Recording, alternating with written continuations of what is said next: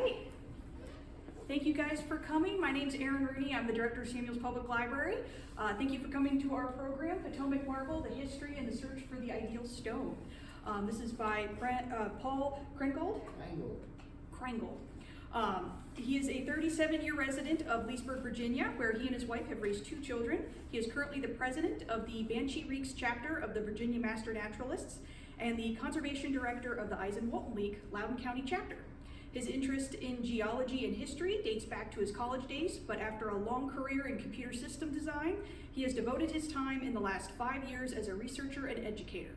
Besides public lectures throughout Loudoun, Montgomery, and Frederick counties, Kreingold regularly leads expeditions to the rediscovered Latrobe Potomac Marble quarry along the beautiful Potomac River.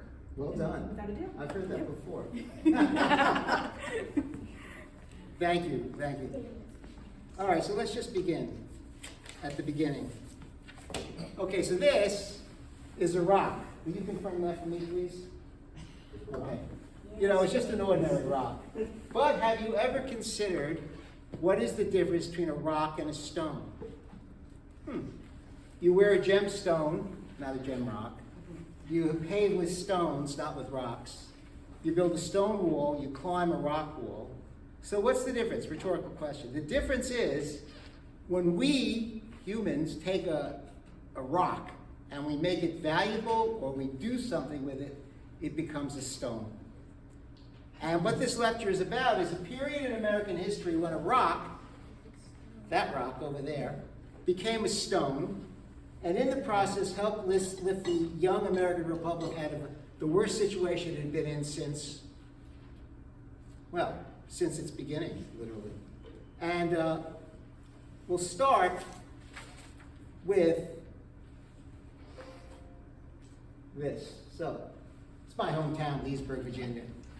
It's August 24th, 1814, 2 years into the War of 1812. That day in particular was a very hot day. It was 100 degrees in Leesburg. No doubt here in Front Royal it was the same thing. The humidity was way up there. No doubt it was the same thing here. They didn't have electricity, so they didn't have air conditioning. They didn't have fans, so it was just hot. And people suffered through the day, waiting for the evening to come, because the breezes would come off the mountains and cool them. And guess what? The evening came, and it was still 100 degrees, and the humidity was still high. So they sat out on their porches, and they sat in their backyards, and they, I guess, fanned themselves, probably drank cold tea, I don't know. But about 9 o'clock at night, they began to see in the eastern sky a glow, all right?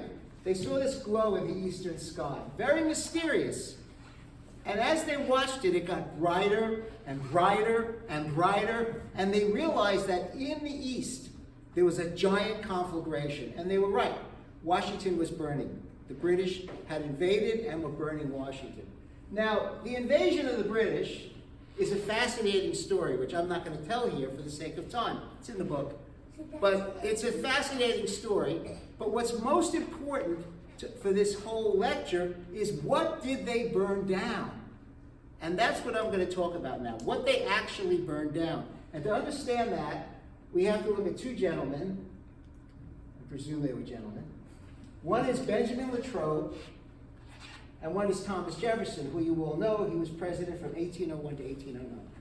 So Benjamin Latrobe is born in Britain. He's from a family that had contacts in Germany and England. He got the best education possible in the late 18th century. He knew 5 languages. He was a musician. He could conduct choruses. He could tune pianos. He built canals. He was an engineer. The man was a polymath. And interestingly enough, wherever he went, people fell in love with him. He immigrates here because he was sick and tired of the policies of his mother country, and he caught the Republican bug. That's what I like to say. And he immigrates here in 1795, and immediately everyone loves him. He gets a commission to build a prison in Richmond, but he goes quickly up to Philadelphia, because Philadelphia is the real urban area. And his interest here is he wants to start something in this country which didn't exist, called architecture. There was no architecture in the United States. If you wanted to build a house in those days, there was a guild of carpenters who had a book, and you'd pick the house, and that was it. okay? So he wanted to become an architect, something he had done in England, and he moves to Philadelphia, and immediately he starts getting all these projects. One of the projects he gets is in 1802, I think, 1802, yeah. He gets the project to build the first municipal water system in the United States. 1802, 1803. He takes 2 steam engines, the only steam engines that were in the United States, which he bought from Roosevelt in New York, who later was the great-great-great-great-great-great-great-grandfather of Teddy Roosevelt. He bought those 2 steam engines, brought them to Philadelphia. One of them pumped water out of the river into an artificial reservoir. The other one pumped from the reservoir into a 40,000 gallon wooden tank. And then they had wooden pipes throughout the whole city. And one Sunday in about 1803, it's in the book, I don't remember the date, they turned on the steam engines, and in every tap, in every street in Philadelphia, water came gushing out. So obviously he caught the attention of a lot of people. One of the group that caught his attention was called the American Philosophical Society. Now this is an interesting organization. The American Philosophical Society was started by Benjamin Franklin in 1740, right? That's 30 years before the Revolution. This is part of Franklin's nation building. Way before the Revolution, Franklin's nation building. And what the American Philosophical Society's purpose was to create a cadre of scientists and artists and intellectuals for the new country. You could not develop science in the new country if you didn't have collaboration. And the purpose of the American Philosophical Society was to get all the leading brains of the colonial United States to collaborate. Now, why did they call it the American Philosophical Society? That's an interesting question. Because before all the ologies, before biology and before dendrology and all these ologies, there were people called natural philosophers. And what natural philosophers, this goes back to Plato, what natural philosophers' job was to study all of God's creation, not just a part of it. So when Benjamin Franklin sets this up, it's exactly the kind of organization he wants. An organization that's going to study all of God's creation. And obviously, this guy is somebody they want there.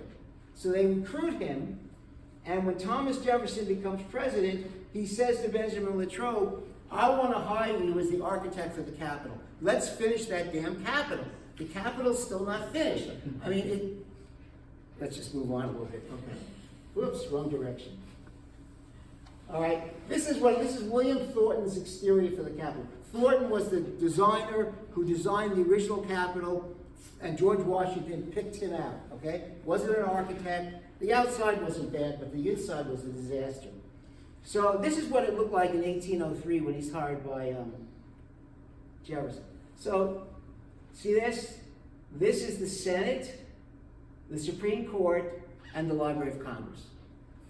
This is where the dome will eventually be. But this here is the House, okay?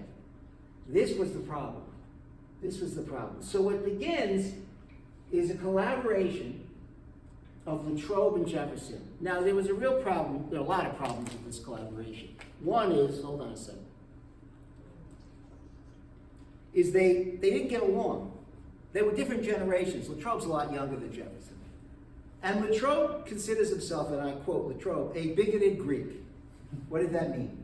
It meant that he didn't want to build temples to Zeus, but he wanted to build Republican institutional architecture, which was functional but beautiful. And this is based on the idea that you can't have a republic without a noble population.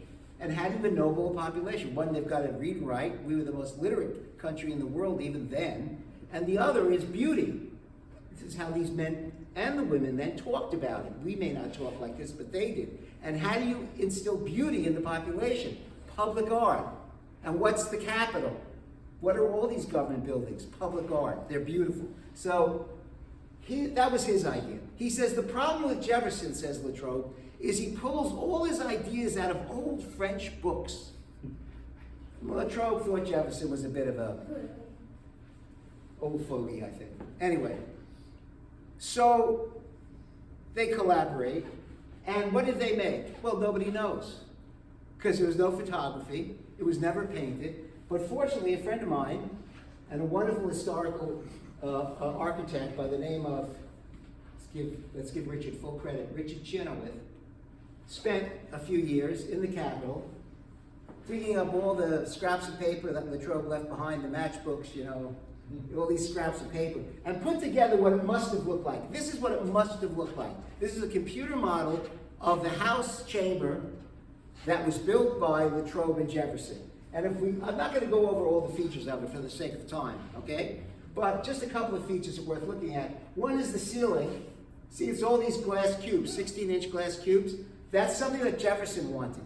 He did not get it out of an old French book, but he did get it out of an old French wheat market in Paris. And he loved it. Latrobe hated it. Latrobe said it's going to leak, it's going to create its own atmosphere up there, it'll create rain. And he was right. I mean, they didn't have modern caulking materials. It was a bit of a mess, but it was beautiful. And remember, there's no electric light. There's, you know, whale oil for your lanterns, you know? So this is one of the aspects. Now the other aspect, just to give you a sense of how people thought in the early 19th century, how were people thinking? Let's look at this statue. This is a Statue of Liberty, okay? Now, my friend Richard, so that we could look at it more closely, carved one out of clay. This is, Richard carved this. And so we can look at it. It's exact representation. It was, the original one was carved by Giuseppe Franzoni. Latrobe found out we did not have any stone carvers in the United States. Not one. So he had Congress send to Italy. We imported 2 Italian families to be stone carvers. And all the carving was done by the 2 Italian fathers of the families. One of them was Giuseppe Franzoni. I don't know, it's in the book. Can't go over everything. But let's look at this Statue of Liberty. Think of the one in New York Harbor, okay? The first difference you'll know is that in one in New York Harbor is dressed in a toga, all right? This woman is dressed in a modern dress. As we go through this, I'll be pictures of 2 other women, all right? Please notice what they're wearing, all right? They were contemporary portraits of 2 other women. This is a modern dress for 1804, all right? So she's a modern woman, young modern woman. What does she have in her hand? A scroll. Well, that's the Constitution. And that makes sense because this is in the House of Representatives, which was created by the Constitution, right? A Republican institution. What does she have in her left hand? It's a Liberty cap. Now, Liberty caps got a bad rap after the French Revolution because, you know, the picture of the knitting and saying off with their head, they're wearing Liberty caps. But Liberty caps were originally what the Roman enslaved wore when they were free. So it was a symbol of freedom. A very classical, by the way, symbol of freedom, which you'd expect. American eagle on her left. And what's her foot on? It's on the British crown. So that is the iconography of 1805, 1806. Worth going over. Okay, so what they created was undoubtedly one of the most beautiful legislative chambers in the Western world. All right? I think I'm going in the wrong direction. What the columns were made out of, let's go back for a second. What these columns were made out of, the stone they used, see these fluted columns? Yeah. All right, you see them? You know why I call them fluted? See little grooves on them? That's called fluting. All right? This is the stone that they use. Yeah, pass this around. You'll get it soon. I only have one of them. That's a Kaya Creek sandstone. All right? It's found in Stafford County. And this is the quarry. You can go to it. I recommend you visit it. Because when you visit this quarry, and you listen closely, you can still hear the thwack, thwack, thwack of the quarriers from 200 years ago. It's really very, very, what's the word I'm thinking of? I can't think of the word, but you know what I mean. It's a great place to visit. Well signed up, a lot of information, etc. Anyway, the advantage that we had as a new nation, look, I don't know if you know about physiographic zones, but Washington, D.C., all right, and all of this is in the physiographic zone called the coast, all right? That means that you don't, and up here is the Piedmont. You really don't expect to have consolidated rock in this area here. You would expect it in the Piedmont, in the foothills and in the mountains. Fortuitously, down here at Akaya Creek, there is a big island made of sandstone. and the whole surrounding area is this white sandstone, the stuff I passed you. It's easy to carve, it's accessible, and that's what Washington was built of initially. The White House is still got that stuff. It's called the Coyote Creek sandstone. What happens when you go up here to past Washington? What happens past Georgetown is the river is closed. If I want to go from Washington, D.C. to Coyote Creek today, I take Route 95. They did the same thing, except it was the Potomac River. The largest ships in the world could float up this Potomac River all the way up past Alexandria to Washington and Georgetown, which is why Georgetown was such an ocean port at that point. What happens at Georgetown and Washington is you have the fall zone. And you get little falls, and then you get great falls. So this is all closed down until somebody figures out a way to go around it, which we'll talk about later. Okay. Let's keep going.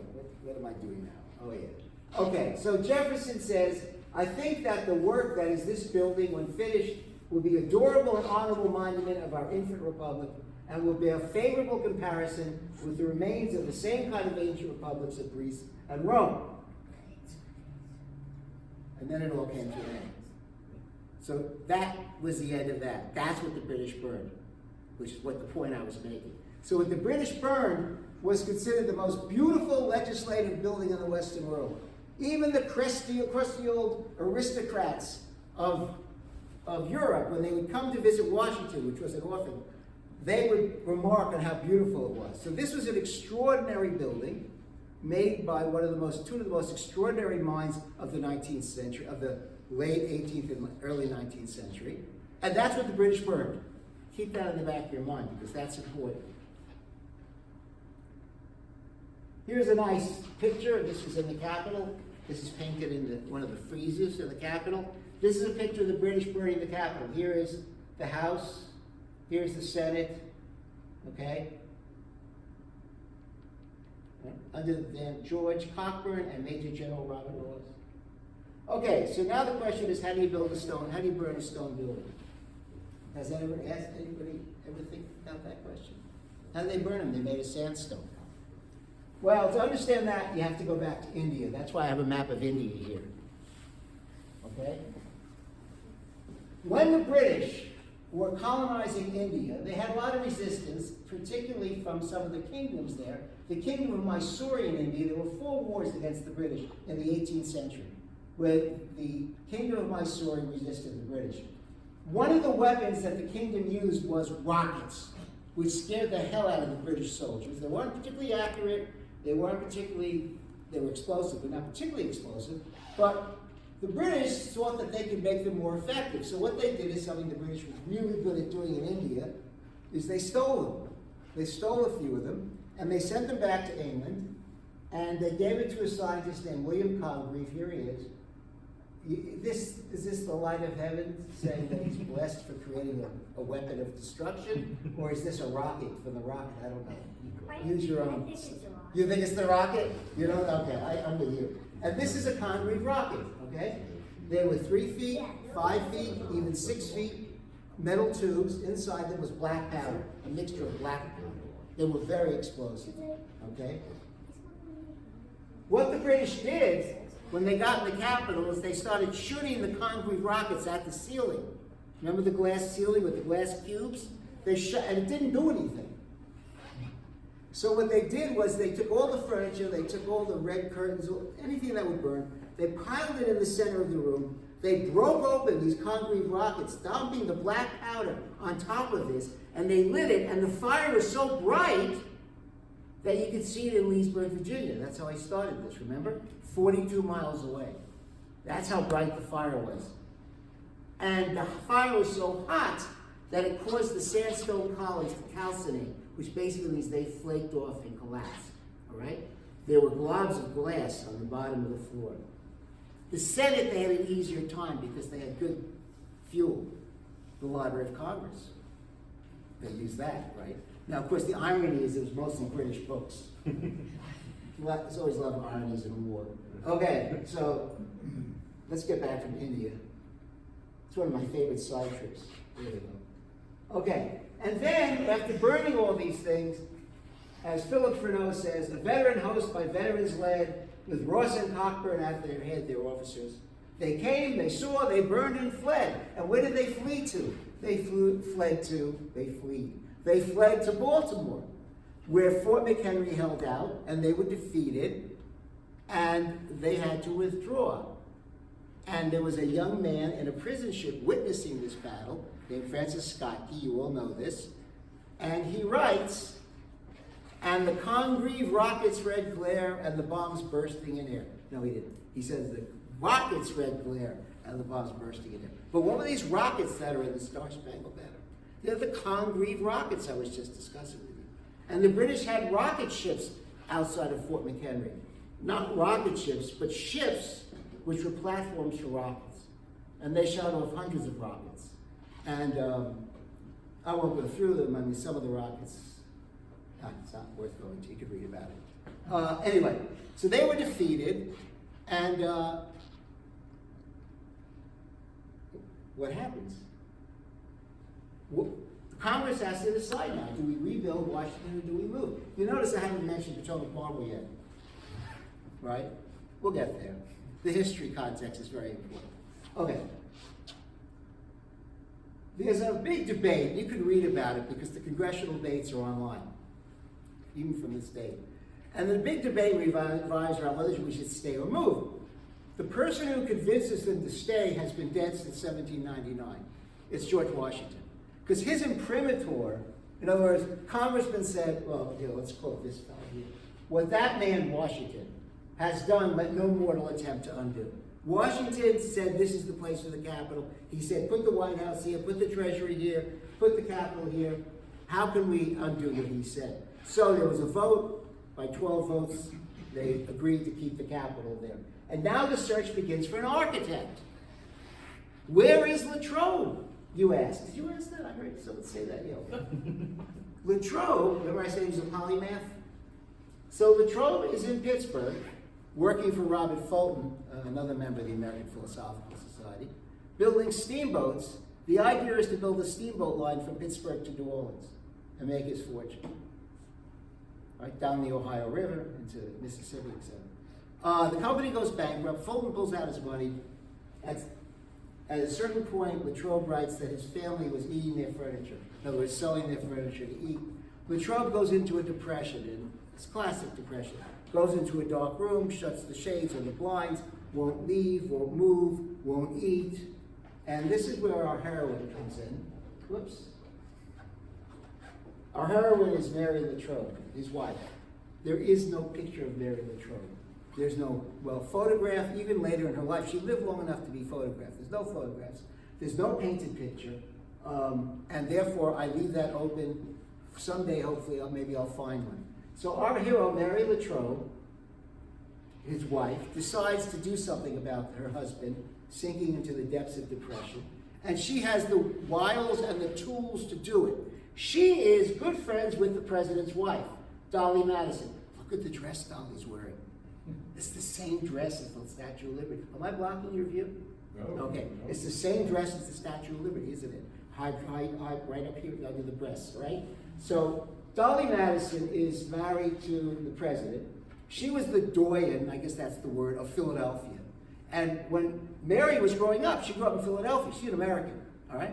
When Benjamin and Mary moved to Washington to work for Jefferson, and then after Jefferson, Madison becomes president, Dolly says to Benjamin and his wife, Mary, I want to redecorate the White House. Can you go shopping for me?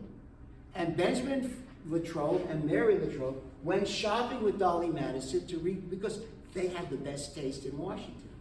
Now, the other thing that Mary did, which is more important than that, that's just amusing, was that she ran a salon in Washington where everybody came, all the artists, the philosophers, the politicians, the diplomats, who came to Washington went to Mary's house, or Benjamin's house. And they went to Mary's house to talk about ideas, to play music, and of course they played popular music. And what was popular music in that period, 1805, 1806? Well, it's Mozart. Mozart was dead in 1796 or something like that, right? And who else was it? It was Beethoven.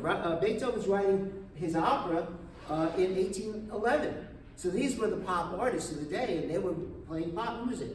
And basically, she had an intellectual and musical salon in Washington, one of really the life of Washington at that point. So she knew everybody, all right? So she starts writing letters to everybody, but particularly to Dolly. And within about 2 or 3 weeks, I don't remember the time, a letter arrives at their house in Pittsburgh where there's no furniture because they ate it all, as it were. And it says, "You've been appointed." And Mary writes in her diary, classic early 18th century woman, she says, "Oh, see how a weak woman can affect and help her husband." Of course, I think she's being ironic, but anyway, so that's Mary, our hero. And he accepts the job, and he goes back to Washington, and he sees his House of Representatives. Remember that? The most beautiful legislative building in all the world. And now he says it's just a magnificent ruin. And that's what he has to rebuild. All right? Now, rebuilding the Capitol. You got to think like these people thought. If you're going to rebuild the Capitol, what are some of the prerequisites? You want to use American materials. You don't want to import marble from Italy. They've been doing that. It was cheaper to import from Italy than to get it from Vermont because we didn't have any roads at all. You want to use American material, okay? It had to be more beautiful than the other one, because if it's not more beautiful than the other one, then, in modern colloquialism, then the British win, okay? Then the British win if it's not more beautiful. So it has to be more beautiful. It has to be American material. And Latrobe, and that's a lot of stuff I say here is very useful. They're classicists. What is the symbol, the apotheosis of public art in Greece? It's the Parthenon, right? So the idea of columns are very important. So Latrobe knew about Potomac Marble. I mentioned it, see? He knew about this stone in Loudoun County, and he was just waiting his whole career to use it. So now he starts an actual political fight to use a certain kind of stone. And if you want to differentiate our times and our culture from their times and their culture, even though we're both Americans, listen to this fight. I'm going to go over it. Ready? President Monroe was inaugurated on March 4th, 1817, after Madison, right? Madison selects Latrobe, and that's the end of his term. Monroe comes in. On the first day of his inauguration, the head stonecutter for the Capitol project comes to Monroe and says, "Latrobe wants to use Potomac Marble. Don't use it. You can't help, it won't hold together. You can't carve it. It won't support it. Don't use it." Remember, he wants sandstone to be used, okay? So Latrobe, hearing about this, builds a model of a column, and Flagden and his gang destroy the model, okay? They're that enraged against Potomac Marble. On March 17th, Latrobe goes to the president. So it's 13 days after the inauguration. You got to use Potomac Marble. You got to use it. So the president says, "Okay, I'm going to appoint General Swift and Colonel Bomford to investigate the stone." Who is the president appointing? General Swift, former commandant of West Point, first graduate of West Point, chief scientist of the American Army, member of the American Philosophical Society, is appointed by the president to look at this question. Who else do they appoint? Colonel Bomford is the guy that built all the fortifications around Washington, D.C. So he says to these two guys, "Go there," meaning to Loudoun County, Montgomery, "go there and check this out. Come back with a report to me." Okay? Now, nowadays, these things happen. They take 8 years. So that next day, they're in a carriage, and we have the receipts for the carriage ride. They go across Route 7. Think about your northern neighbors up here. Down Route 7, right? West, rather. They hit Route 15 in Leesburg. They go due north. They're checking on quarries on both sides, which there are still today. And they cross the Potomac River at Nolan's Ferry, which is now a place you can launch your canoe. They go across the Nolan's Ferry to Frederick County. They're looking around Frederick County, then they go to Montgomery County, then they come back. And they come back and they say to the president, "This stuff is good, you should use it." So the president of the United States says, "Okay, I got to see for myself." So the president of the United States gets in a carriage. You don't even get a carriage, with horses and stuff. Maybe it's the wrong word. And in the pouring rain, it rained those 2 days, and he does the same trip, Route 7, Route 15, across the river, same trip. inspects it, comes back and says to Latrobe, okay, you can use Potomac Marble, okay? On April 4th, he approves the use of the stone. Now, why is the president so concerned about it? It's not just the beauty question. It is very much the beauty question. It's more than that. What do columns do? They hold up the ceiling, which is made of brick. So if the columns can't hold up the ceiling, and the ceiling collapses on the legislative body of the American Republic, this is not something that Monroe wanted to happen in his administration, all right? It was very important that these things did. And, to prove my point, he goes to Latrobe and he says, you can use them, but the ceiling has to be made of wood. So Latrobe, I mean, they would decorate it, you wouldn't tell, right? But it had to be made of wood. And Latrobe says, it's ridiculous. He says, something as important as this, a beautiful room like this we're about to build, so important in the nascent American Republic, and you want to make it of wood. You know, he says it's 100 years, you know, it's crazy, it goes crazy. So they say, well, what are you worried about? Wood's going to last 100 years before dry rot sets in. And Latrobe says, what's 100 years in the life of a great republic? Which I think is just a great quote. What's 100 years in the life of a great republic? Which shows you how he was thinking. Okay, so we did that. All right, now let's talk about Potomac Marble. You don't have to read that, I'll just go over it. Look, Potomac Marble, there are three kinds of stones. There's igneous, right, which is magma bubbling out of the earth, becoming lava, turning into things like basalt, granite, various other kinds of things. That's igneous, right? Then there's sedimentary, things sprinkling down usually through water. They pile up, and through mechanical and chemical processes, they become a stone. Most of the time it's living, a lot of times it's living creatures that do it, if it's limestone, okay? And finally, you have metamorphic, where you take something which is igneous, or something which is sedimentary, or something which is metamorphic, and you subject it to heat and pressure, and it turns it into something else. Those are the three kinds of stones. So what's marble? Marble is limestone metamorphosized. This is really marble. It's a metamorphic rock, okay? Potomac marble is a sedimentary rock. Let's pass them around, actually, and you guys can look at it here. And these are two pieces that were cut. See that? Okay, and you pass that around. So Potomac marble is this stone which consists of little pebbles which are called clast by geologists, and they're set in a matrix, which is a calcium carbonate matrix, which responds to acid, which makes it a lot of fun when you want to show people, you know, job acid on. All right. And then it hardens into a stone. Now, you'll notice that the clasts are disorganized because they weren't in the water long enough to get organized. You know what I'm saying? If you put stones in the water and you let the water run, they'll all go in the same direction. Also, eventually, they're going to get rounded. They're not rounded. So they were in the water quickly. These giant rivers coming down from Montgomery County in Maryland, you know, thousands of feet deep, dumping this stuff quickly and disappearing. The river's disappearing. And that's what this stuff is. Now, where's my doohickey? Oh, it's in my hand. Okay. When you polish it, it's beautiful. And there's some polished ones, all right? All right, so here is the statuary. This is the old House of Representatives. How many people have been on a tour of the Capitol? How many people were in the statuary? How many people looked at the statues? Ah. You know, come on, guys. The statues come and go. The columns have been there for 210 years. Did the tour guide even point out the columns? No, they don't know a damn thing about the columns. They talk about the statues. Oy vey. All right, anyway, this is what they did. They built, this is the old house.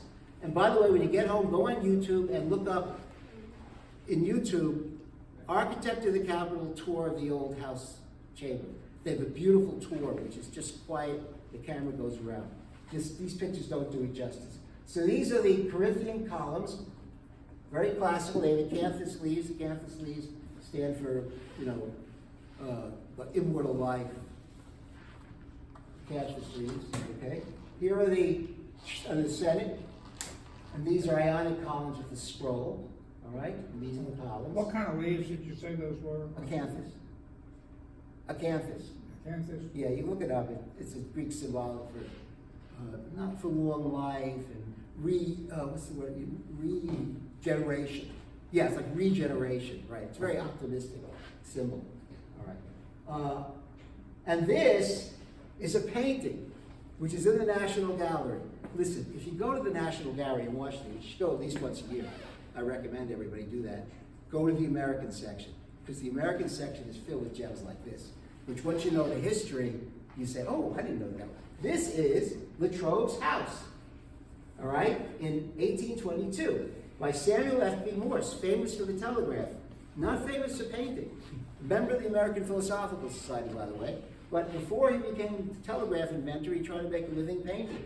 And he did these giant paintings. This is a giant. This painting is maybe 4 times bigger than what you see here. It's a giant painting. Here are the columns. See them? Right? There's an eagle up here. There are these curtains, which were in the other room. And notice, see that wire? They're lighting the lantern. See that, the chandelier? Which was whale oil. They're lighting it for a night session. They changed it to kerosene later on, and then natural gas. And this is the House of Representatives. This is the house that Latrobe built. And see, when he built it, there were no statues in it. All right. Okay, so let me just go over this.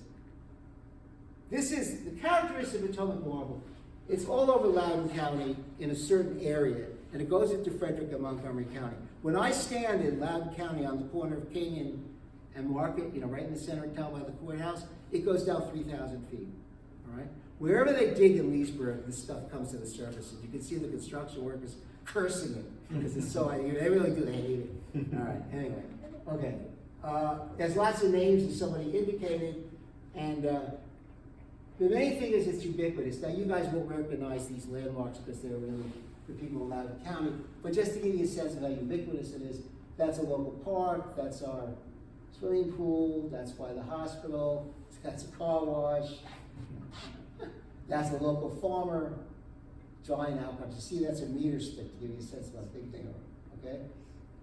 And that's another farm across the road. That's in the Potomac River. That's across in Frederick County. And this is Loudoun County's line. We have a limestone area. All of this is Potomac Marble. And if you have to build here, you have to x-ray the ground to make sure that you're not building on karst or sinkholes. We have lots of sinkholes. And if you build on a sinkhole, not a good idea. And that, despite the fact that everybody knows that, in 2017, when Loudoun supervisors built a parking lot in downtown Leesburg on 2 sinkholes. And when they discovered the sinkholes were there, it cost $3.5 million to rectify the situation and delay the project 6 months. So, it's just interesting, isn't it? Now, how you guys doing? You doing all right? Yeah? Okay. I wanted to find the quarry that was actually used for these columns, all right? I wanted to discover where it was, because there were rumors that it was in Leesburg. Oral history said it was in Leesburg.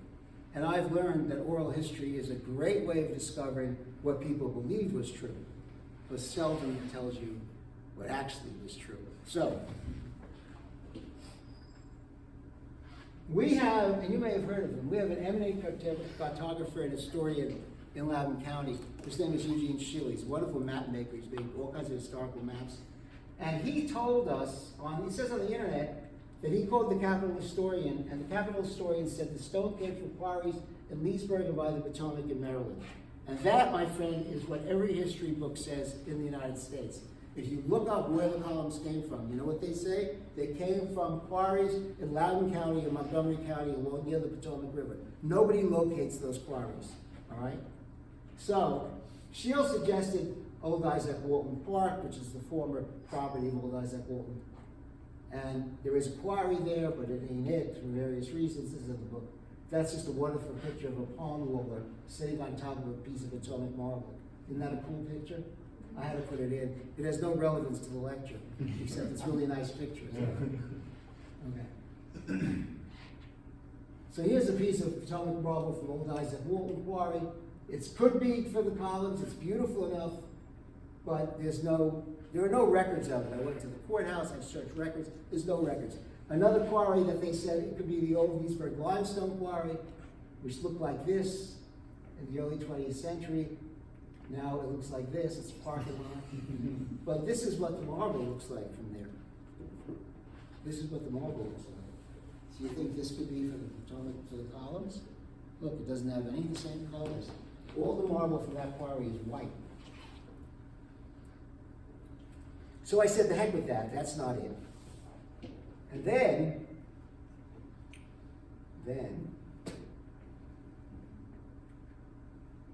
is this off? Did I turn it off?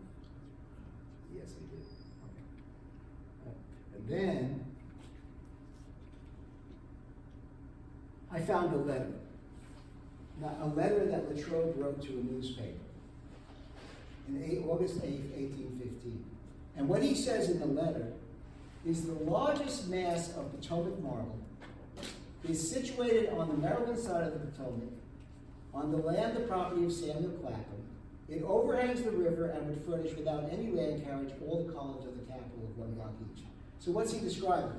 He's saying there's a big outcrop on the Potomac River on the Montgomery County side that I want to use because I don't need land carriage. What does that mean?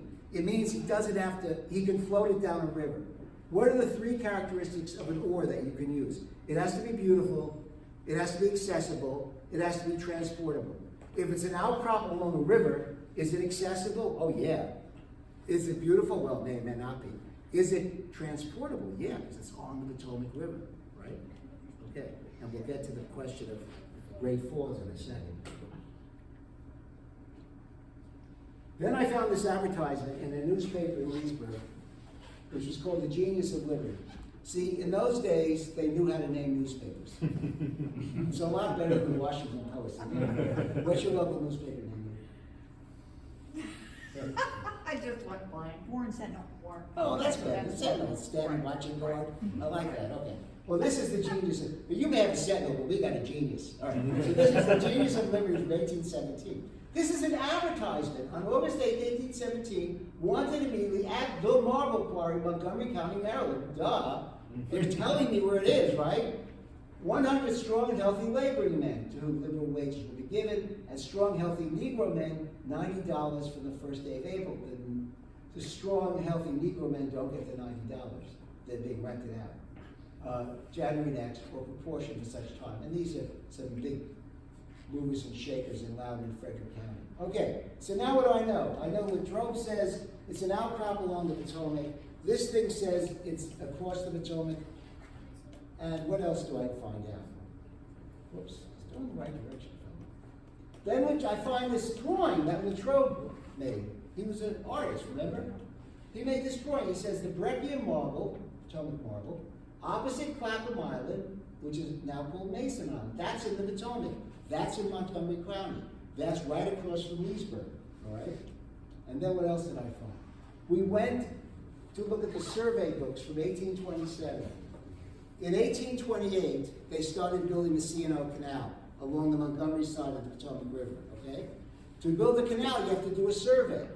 Now, this quarry we're talking about was used in 1817. This survey is in 1828, right? It's 11 years after the quarry was used. It's contemporary evidence. If these surveyors talk about the quarry, then we know that's the quarry. It's that simple, and sure enough, they do. This is marble quarry from which the columns were obtained for the capital.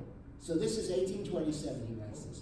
So that's pretty good evidence, right? So now I know where it is, somewhere in this like 2-mile length strip along the Potomac River. But I stopped looking with friends, with relatives. One Thanksgiving I drove by sister's boyfriend crazy because I kept making him go back and forth. Anyway, didn't find it. And then the historian from the Capitol, who I became friends with, now she's retired, nice lady, she says, oh, I found this document, this typewritten report from 1964.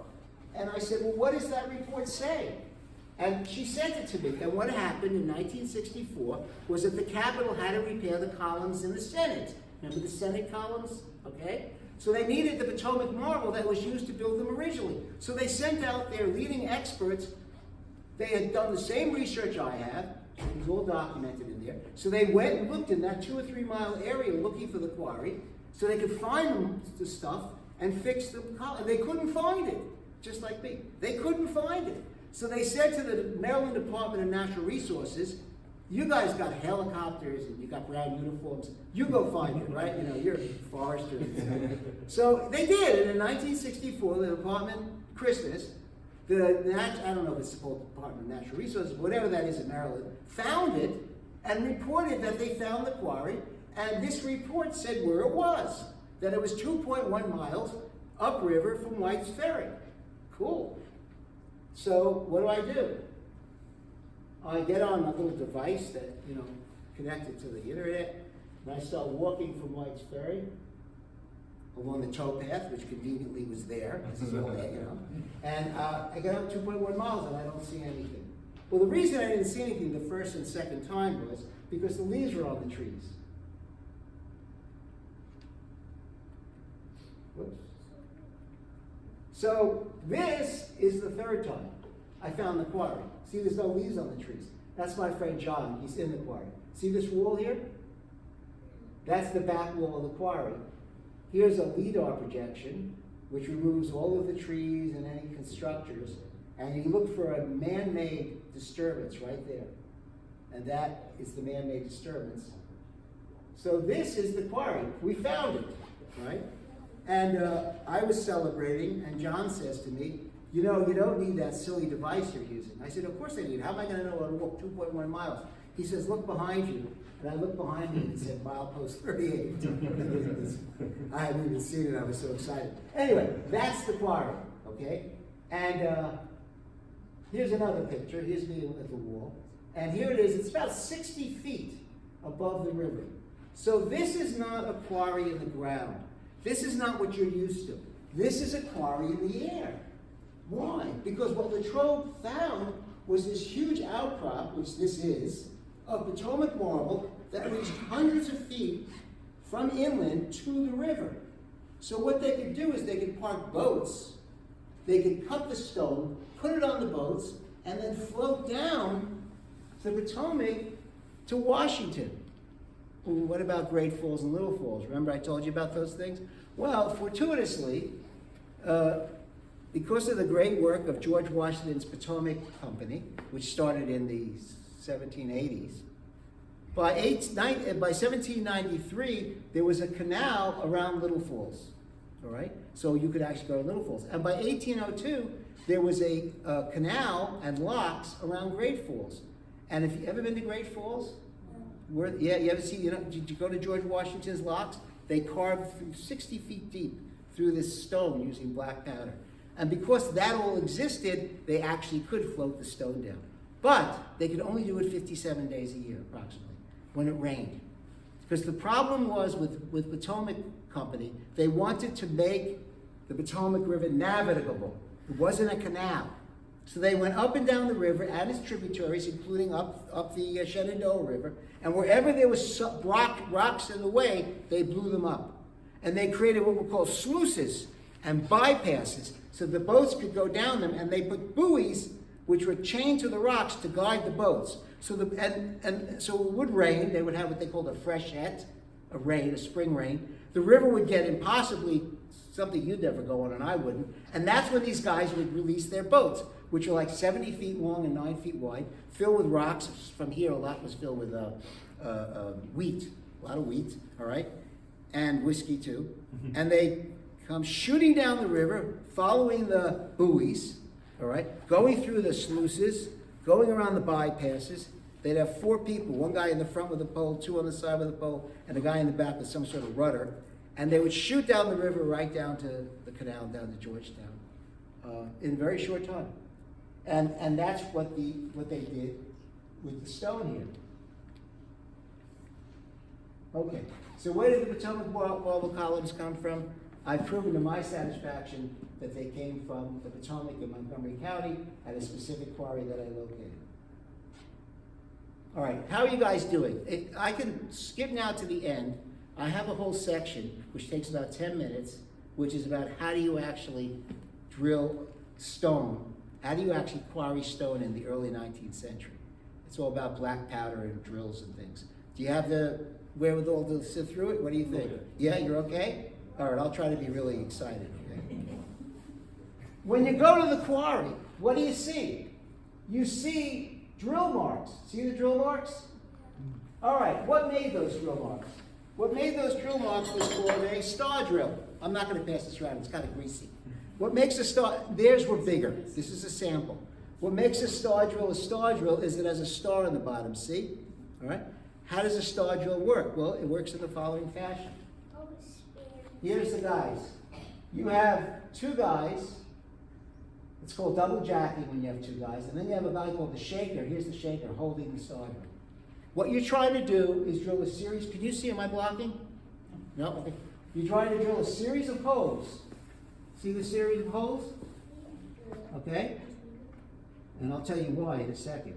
So the way they did it is they took this drill and you have the shaker, and the shaker would hold the drill, and the first guy would hit it, and then the second guy would hit it, and then the shaker would turn it a third, and then hit it, and turn it a third, and it would slowly drill into the rock. Now at a certain point, maybe after 10 or 15 swings of the hammers, these are like 8-pound hammers, okay?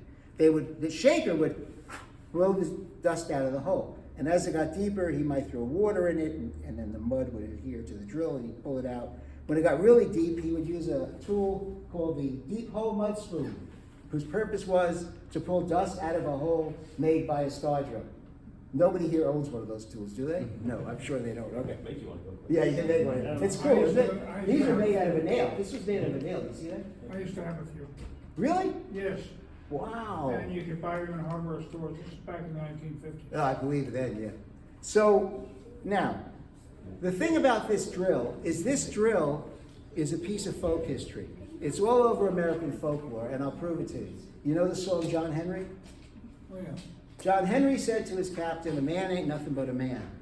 But before I let your steam drill beat me down, I'll die with a hammer in my hand, Lord, Lord. I'll die with a hammer in my hand." What's going on here? John Henry wants to prove that he can put a star drill deeper into the stone than can a steam drill. Okay? Second verse. John Henry said to his shaker, remember the shaker holds the thing. "Shaker boy, you better pray, because my 12-pound hammer misses that little piece of steel. Tomorrow be your burying day, Lord, Lord." Which answers the question everybody was asking about the poor shaker. What happens if they miss? They seldom miss, by the way. So it's all part of American folklore. The Irish drill your tarriers drill every morning at 7 o'clock. There are 14 tarriers working at the rock. And the boss comes along and says, "Keep still and come down heavy on the cast iron drill, and drill your tarriers drill and blast and fire." So this is really part of American folklore. Now, the reason you drill these holes is because once you drill these holes, you then take this tool, okay, which is called a wedge and feathers. Here are the feathers. See the feathers? And here's the wedge. You stick the feathers in the holes, in all the holes. One set of feathers in each hole, okay? And if the rock is going to break that way, you set it like this, see? Then you take the wedge, and you sequentially, right, they all 12 holes have the feathers. All 12 holes has the wedge. You sequentially hit it. Boom, boom, boom, boom, which pushes the feathers apart and breaks the rock off. Go on YouTube, look up wedge and feathers, you'll see. These are still used. They're still used in the granite quarries of Vermont. I was there 2 years ago, and I sat down with one of the quarriers, and I said to him, "Do you still use wedge and feathers?" And he says, "Yes." And I said, "They're 200 years old." He says, "Nothing better has been invented." So they still use this stuff. But sometimes you're not doing that. Sometimes you want to blow things up. Like if you're building a tunnel. You're not, or you drill a hole. By the way, they're supposed to drill 60 inches a day. That's what they were supposed to do. They got a penny an inch. So sometimes you want to blow things up. Like John Henry was actually working on a tunnel. And they would make these holes, and what you would do is you would then, in the hole, you put black powder, not dynamite. Dynamite is late 19th century. Alfred Nobel, Nobel Prize, invents dynamite. Dyna means power, comes from the Greek. Dynamite is a lot more powerful than black powder. It's also safer. It's stable. Black powder is not stable. They would use black powder. Then they would do is they push it in a little bit. They'd cover it with wax, usually, or clay. Stick a small metal tube in it to make a hole for the fuse, and then they put in the fuse. Now, they didn't use safety fuses because they weren't invented till, I don't know, 1830 sometime. So safety fuse burns regularly a certain amount of time, right? So if you want to get away before it blows up, you know, if you use 5 feet of safety fuse, you got 5 minutes, right? I made that up. I don't know what it is actually. Okay, so they didn't have that. What they used was paper dipped in bacon fat or lard. And they would roll it up like this, and they'd stick it in and they'd light it. And if they were doing 6 or 7, they'd light one after the other. There were a lot of accidents. It was egregious. But that's how they did it. And that's how they built tunnels in the mountains, and that's how they did a lot of stuff. Okay. That was your 10 minutes of... It's out here, I think. See it? In front of the. Right. Oh, here. Oh, it's in the floor. Thank you very much. Okay. So we're going to summarize now. As far as I can determine, Potomac Marble was used only once, and that was in the columns of the old House and the old Senate. It's very difficult to work with. I mean, I don't go over that in the lecture, it's all in the book. And as a result, the Hall of Representatives was not completed until 1819, 2 years, and each column cost not $1,500 but $5,000. Okay? Here's a close look at the columns. You'll notice that they're not in one piece. They're drums, 3 or 4 drums per column. It was too hard to quarry one piece. Notice that this black, that's black clay. If a clasp falls out, a pebble falls out, they fill it in with black clay. It's a close-up of the actual columns in the house. You know, those things that stand behind the statues, those 26-foot high, you know, think of it. But here's what's most important. And this is the end of this lecture. The British attempted to demoralize the United States by burning. There was no strategic goal. It was simply to demoralize the United States. So we went from this what Latrobe called this ruin in 1814 to this in 1822. But when you look at this room, or you get your next tour of the old house, what you have to think about is that all of American history between 1819 and 1857, when we outgrew the ruin, we built another one, all of American history took there. Everything you learned in school took place in that room, all right? It's not just a room. It's the room where all his, you should walk in that room and you'll hear a lot of echoes. All right, let me give you some of the echoes. You'll hear an echo from Marquis de Lafayette in 1824. He had his famous tour of the United States in 1824, everybody knows about that.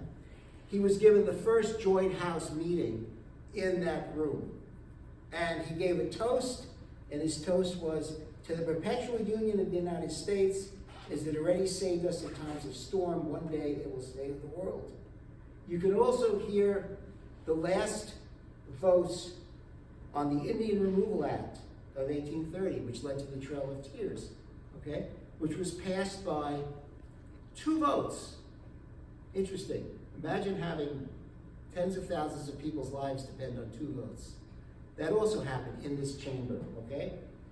John Quincy Adams, smartest man that ever lived in the United States, in my humble opinion, after he was president, became congressman, specifically to fight the slave owners who ran the House of Representatives. The slave owners who ran, or the slave politicians, I should say, had passed a rule called the gag rule in 1836. The gag rule said that if you had a petition or any paper talking about slavery, you could not submit it to the House. Now, what does it say in the First Amendment of the Constitution? You have the right of petition. I think it's the first. Yeah. You have the right of petition. It's right up there with speech and religion and press, all right? They were saying Americans did not have the right of petition if it mentioned the word slavery. So this is something that John Quincy Adams is fighting. He's fighting these guys. He's an old man, but he's very witty, and he's very clever, and he's really driving them crazy. And if you ever want to read a book about that, read Arguing About Slavery by William Lee Miller. William Lee Miller was a wonderful historian at the University of Virginia who wrote these great series of books. The one about John Quincy Adams called Arguing About Slavery. Since none of us know much about that period of history, right? The 1830s, it's not really something we know about. This is a great book to read, all right? Anyway, keep going. So that happened there. John Quincy Adams died in this room. He got a stroke, and he was brought up to one of the side offices where he died, I think a few days later. Abraham Lincoln. Abraham Lincoln, 1847 to 1849. He was a congressman. Young man, born in 1809. It's 1847. Who's got the math? Quick. 38? 38 years old. Young congressman. First time the President of the United States is trying to start a war with Mexico. President Paul. Okay? He's saying that the Mexicans walked into American territory, fired on an American soldier, and killed him, and that's a casus belli, and we should start a war. And why does he want to start a war? Well, they want to grab all the territory to expand slavery. People know all this. Lincoln knows this. So Lincoln stands up. This young congressman, think about it. And he says to the President of the United States, he says, President Polk, show me it's called the spot resolution, by the way. Show me the spot where that shooting took place. And if they don't speak Spanish on that spot, I'll support your war.